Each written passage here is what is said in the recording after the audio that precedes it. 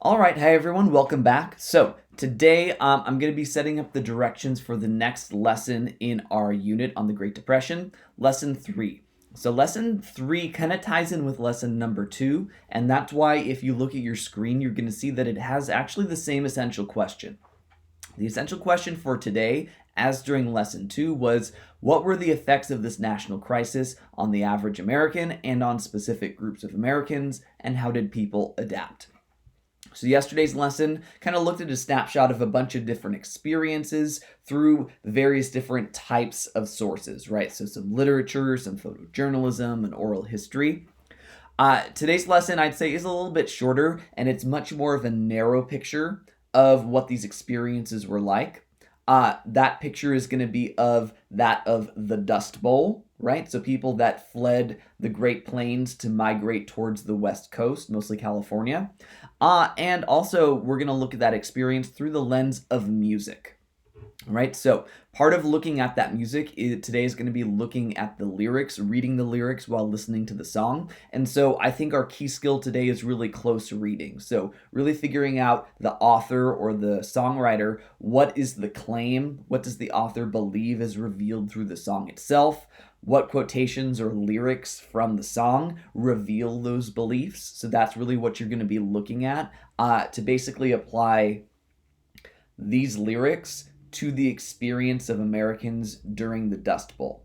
All right, so essentially the key concept over there is that pop culture, such as music and literature, expresses the feelings and experiences of historical generations, especially during difficult changes and struggles across American history. So we've listened to some music before. We listened to some jazz in the 1920s and those kind of hokey pro and anti-war songs during World War I. We're in the era where an American national culture is developing, and we're going to see that through the Dust Bowl and kind of the origins of folk music in the process. All right, so my next goal is to set up for you where the resources are and to give you a general picture of what they are and how the lesson goes. So I'm going to be looking just a little bit off in the other direction, so just cope with me. Okay, so you're going to head over to Google Classroom, and as we've done before, you're going to hit classwork, and then we've got all these different options right there for the lessons that are posted so far. We've gotten through 1, we've gotten through 2, and now we move forward to 3. It's labeled Folk Music of Woody Guthrie. So what I've provided for you is a copy for you of this one that has some background about the author and a worksheet that you can type directly into if you want to record your answers. This one is just view only. It's just the lyrics so you can see them. If you really want a copy of it, I guess you can make a copy of it yourself. And then posted right below there are the 3 songs that the lyrics are provided for. These are through YouTube, so hopefully the links work. They're the ones I usually use in class, so they should work. So let's look at these resources. Okay, so this first page here is to get you an idea of who this guy was. Who was Woody Guthrie, and why is he significant in American history? I guess the history of American music, especially folk music. Scrolling on through, the second page is the work that you can do. You can type your answers directly in there to help you along the way. Going to start with sourcing and contextualization, which to get those answers, you would read this page that's provided right up here. And then the close reading and corroboration come from the songs themselves. So notice those 3 songs are called Hobo's Lullaby, Do Re Mi, and Ain't Got No Home. So what you're doing for each is summarizing the song. So whose perspective from the Great Depression is Woody Guthrie representing? It's kind of like sourcing, right? One important lyric, so that's close reading of selecting evidence from the provided text, and then close reading, making a connection between the lyric you discovered and the experiences that we already learned about through lesson number 2 and through some of the background reading that you had there.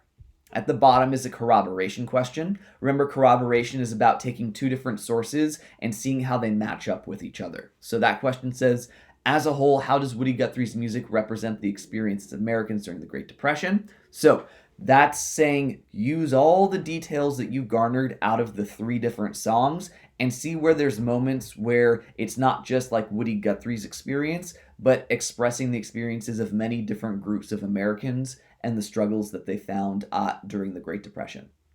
All right, so there's those. Let's look at the lyrics really quick. So you'd go back to Google Classroom, click on the lyrics. I had to have them in a separate document because when I printed it, I just had to do it this way. So notice you've got the lyrics here for one song, for the second song, Do Re Mi, and for the third song right there. If you're thinking of just reading the lyrics instead of listening to them, I really advise against that. You've got this actual primary sources right here. So Woody Guthrie lived through all this stuff and knew the experience, and the music that he creates has come to define the Dust Bowl and this specific era in history. All right, folks, so think you're pretty much set up there, ready to go. Let's just look back at what you're supposed to get out of this really quick. Remember, pay attention to how Americans were affected. That's your essential question. Make sure you're reading the lyrics and listening to the songs closely. So it's close reading, but it's close listening as well. And remember, our key concept is that music expresses the experiences of an entire generation. We could see that with jazz, with the Harlem Renaissance in 1920s. We will see this with the folk music of Woody Guthrie during the Dust Bowl and the Great Depression. All right, folks, that's it. So you'll see me next time for lesson 4. Until then, bye-bye.